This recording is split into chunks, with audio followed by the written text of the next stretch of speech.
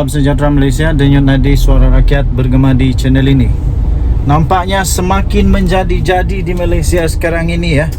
Semakin menjadi-jadi di Malaysia, semakin berani seperti apa nak cakap apa ni. Aduh. Tapi saya harap pihak polis Diraja Malaysia betul-betul ambil tindakan yang paling tegas kepada semua yang terlibat pada inilah ini apa-apa yang berlaku sekarang ini. Okey.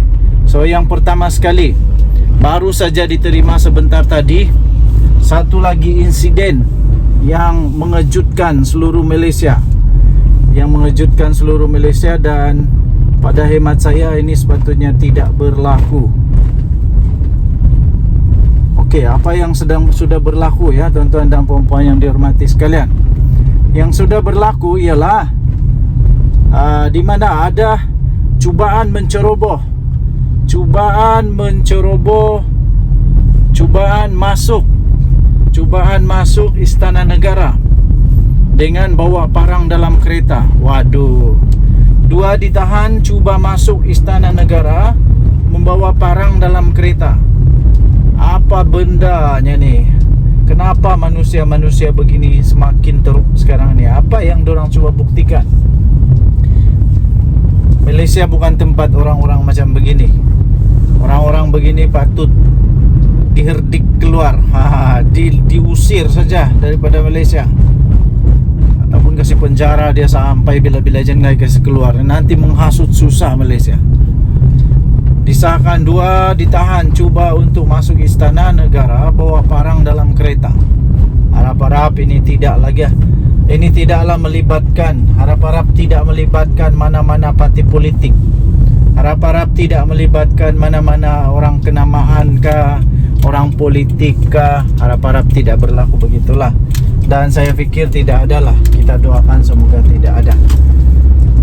Okey, jadi kalau memang betul ada niat jahat daripada orang ini amat bahaya.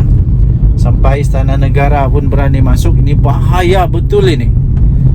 Polis semalam telah menahan dua lelaki yang cuba memasuki Istana Negara dengan sebilah parang di dalam kereta mereka. Menurut Ketua Polis Kuala Lumpur, Rusdi Muhammad Isa, kejadian itu berlaku kira-kira jam 4.40 petang ketika suspek yang tiba di pintu 3 Istana Negara dengan menaiki perodua kembara. Katanya mereka memberitahu anggota polis yang bertugas mahu berjumpa yang di Pertuan Agong. Setelah diperiksa, sebilah parang ditemui dalam kenderaan suspek. Susulan daripada pemeriksaan, pihak polis telah menahan lelaki warga negara tempatan yang berumur di antara 29 tahun dan 37 tahun itu. Aduh, masih muda begini pun dah cari masalah.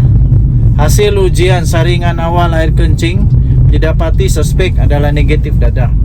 Kes disiasat di bawah Seksyen 447 511 Kanun Kesiksaan dan Seksyen 6/1 Akta Bahan Kakisan Letupan dan Senjata Bahaya 1958. Nah, padan muka kau.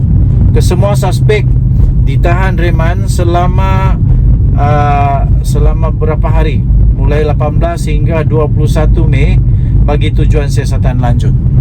Saya setuju. Tahanlah orang-orang begini. Kasih penjara kalau perlu. Dan kalau dia ada ura-ura mau buat huru-hara untuk Malaysia, huru-hara untuk negara, janganlah kasih keluar daripada penjara. Biar dia padan muka di sana, rebut dalam penjara. Geram betul lah orang-orang begini ni. Aduh, ingat ini negara kita negara apa? Negara kita negara berdaulat, ada undang-undang. Janganlah. Lepas itu negara kita harmoni, terkenal di seluruh negara dunia bahawa negara kita ni harmoni. Jangan rosakkan. Jadi polis menggesa orang ramai untuk tidak membuat spekulasi atau menyebarkan berita tidak pasti mengenai kejadian itu. Ini bukan kali pertama kejadian percubaan untuk menceroboh istana berlaku. Jadi tuan-tuan dan puan-puan yang dihormati sekalian, tahniah diucapkan kepada polis yang berjaya menyekat daripada berlakunya sebarang yang tidak baik. Kita berharap uh, raja-raja Malaysia, sultan-sultan Malaysia akan terus dijaga oleh Tuhan dan kedaulatan undang-undang dapat ditegakkan di Malaysia. Kita doakan semoga siapapun yang berniat jahat, apapun kalau ada niat jahat, semoga itu dapat dibenteras. Bagi mereka yang memang ada niat jahat, padan muka, saya bilang padan muka lah. Padan muka. Ini bukan negara tempat untuk pengganas kah, penjenayah kah. Daulat tuanku, semoga Tuhan menjaga Yang di-Pertuan Agong serta semua raja-raja, sultan-sultan negara Malaysia. Bye-bye. Salam sejahtera Malaysia. Dengan nadi suara rakyat bergema di channel ini. Disahkan Pakatan Harapan menang di Kuala Kubu Baru. Dengan pada pukul 8.19 minit malam, setakat 8.19 minit malam, disahkan Pakatan Harapan telah menang dengan 14,000 undi, dengan mengalahkan Perikatan Nasional dengan hanya 10,131 undi sahaja. Ini menunjukkan bahwa ada lebih kurang 3.879 undi majoriti telah dimenangi oleh Pakatan Harapan, manakala independen dan hanya dapat 188 undi. Pakatan Parti Rakyat Malaysia 152 undi. Pengundian untuk PRK Kuala Kubu Baru telah pun selesai dan keputusan sudah diketahui. Dan kita pada pukul 8 sekarang ini, Ketua Penerangan PKR sendiri, Fahmi Fazil, pada pukul 8.15 malam tadi membayangkan calon PH akan memenangi pilihan raya kecil itu dan sekaligus menggambarkan malam ini sambutan 3 peristiwa penting untuk Kerajaan Perpaduan.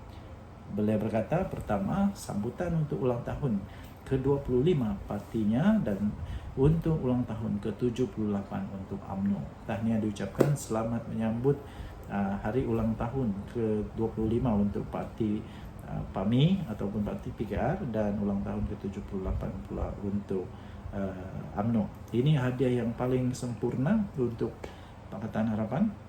Ini hadiah terbaik untuk perkongsian kuasa di dalam kerajaan ini. Jadi sudah disahkan bahwa Pakatan Harapan menang dengan melebihi jangkaan, yaitu mendapat 14,000 undi dengan Perikatan Nasional hanya 10,131 undi. Majoritinya adalah 3.869 undi, 869 undi. Okey, so sekali lagi tahniah diucapkan untuk Pakatan Harapan yang berjaya memenangi pilihan raya ini. Dengan itu disahkan pilihan raya ini dimenangi oleh Pakatan Harapan. Kita jumpa lagi, bye-bye.